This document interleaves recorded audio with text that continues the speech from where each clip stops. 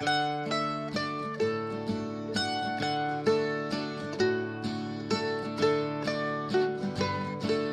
me what your name is and who you're with. Bainnson with Quatrefoil, landscape architect for the Historic Columbia River Highway project.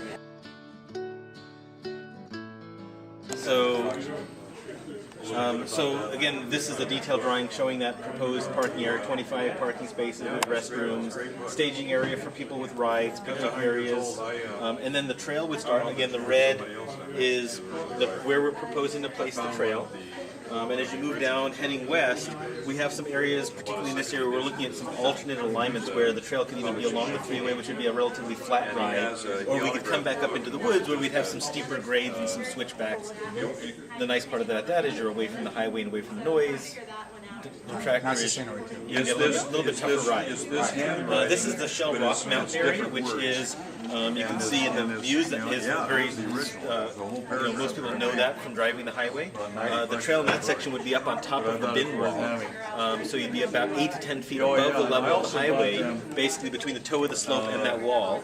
And that rock wall fence would then move onto the slope side, and so you'd get these real incredible views out to the river.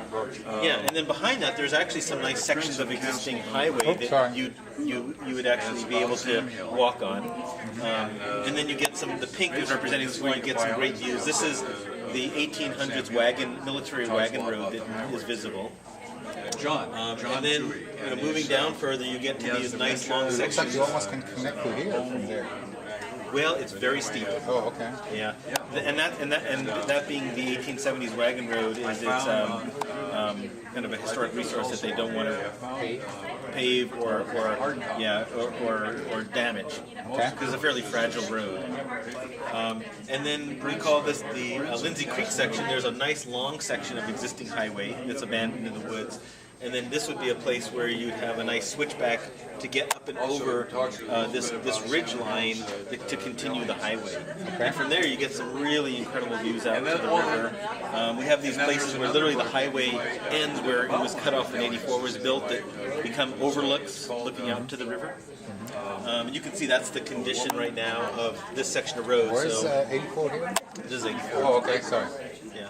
Didn't see that 84. Yeah. And so you can see the existing roadway just has about 3 inches of moss that covers it. Right. And as you move down, we get into this area, which is the Warren Creek, which is right just west of Mitchell Point. And there's some wetlands and some other nice features down in here. There's Hole in the Wall Waterfall, which is a beautiful waterfall that's not very highly visited right now because it's kind of hard to find. And then you move a little further west and you get to Cabin Creek Waterfall, which is another beautiful waterfall.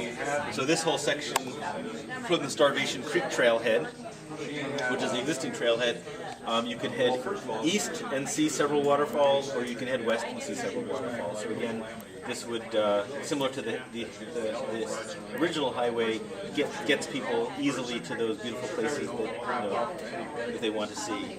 And this would be access to... Well, this is Starvation Creek, so right now there's an existing exit ramp, and there's existing restrooms at this location. What we're doing here is just redefining the parking lot to increase the number of parking spaces that are there right now, and then figuring out a nice way to get those vehicles around the trailhead. And then from there, there's actually a mile-long section between Starvation Creek and Viento that's already been restored that you can hike on and walk on. And so that section we've left out because that's done. It's already done. And then when you get to Viento, there's an existing park area at Viento, an existing state park campground. And then from there you can see, we get to this section where there's all these nice short little sections of historic highway that were kind of cut off when 84 went through. And you can see that was the old alignment of the highway. And so basically we are along the highway, we're just connecting all those pieces together as we move down along until we get to Perham Creek, which is another stream crossing where there'd be a new bridge. And this whole section again is more or less follows the old historic alignment. Now this is going to be for cyclists too, right? It's 12 foot wide, so it'll be for bikes and hiking. Okay, great. Yep, no vehicles, just bicycling and hiking. But then again, you can see you get these short sections of connections to these existing pieces of old highway. And then this is Mitchell Creek, where there'd be another bridge there to cross Mitchell Creek. That was Mitchell Creek was diverted. Mitchell Creek used to run out this way, and when 84 was built, it was diverted through here. And actually, they cut out the historic highway, and there's basically a gully now, where there's existing highway on both sides of that gully. And then once you get past Mitchell Creek, you're onto an existing highway till you come into the Mitchell Point trailhead, which is existing. And then at Mitchell Point, there'd be a new 1,200-foot tunnel through Mitchell Point, and that would make the connection from east to west. Yeah. And there'd be basically trailhead on both sides of Mitchell Point, 25 vehicles on the east side and 25 vehicles on the west side. And then from Mitchell Point, it's pretty much a mostly existing highway back into Hood River. Oops, sorry. And for the most part, there you're more or less along the freeway. This is the one section where there's existing road that would be, in the final plan, would be vehicles and hiking and biking. So this short section, because it serves about 8 private residences, we can't close it to vehicles. So again, the vehicle traffic would be both from the new trailhead and then from these residences. So that would be about a mile-long section where you'd be with cars. And then once you get past, there's an existing tunnel. This is an existing tunnel under 84. From there, you then again be just a bike hiking trail till you get into Hood River. And then once you get into Hood River, the trail ends at Ruthven Park, which is an existing county park. And then from there again, you're back onto the road, basically West Cliff Road. Yeah.